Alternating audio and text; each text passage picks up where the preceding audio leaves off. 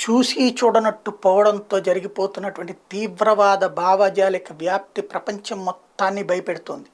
ఇంతవరకు మన దేశంలో తీవ్రవాదులైనటువంటి కాశ్మీరీ తీవ్రవాదులను సమర్థించే వాళ్ళే ఉన్నారనుకున్నాం. కాదు, హమాస్ తీవ్రవాదాన్ని కూడా సమర్థించే రాక్షసులు ఉన్నారు మన మధ్యలో.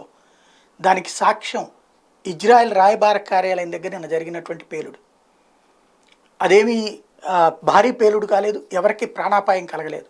కానీ ఆ తర్వాతన ఒక లెటర్ కూడా దొరికింది.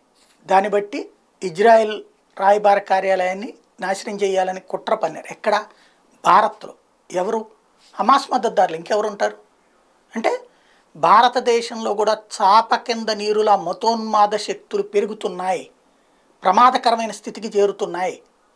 బహిరంగంగా రాజకీయ పార్టీలు కర్ణాటక లాంటి చోట్ల సమర్థించడం, బహిరంగంగా ప్రజలు కర్ణాటక లాంటి చోట్లన తీవ్రవాదులని తెలిసినా సరే తీవ్రవాదానికి మద్దతిస్తున్న పార్టీలకు ఓట్లేసినటువంటి పాపం రాబోయే రోజుల్లో మనల్ని వెంటాడబోతోంది.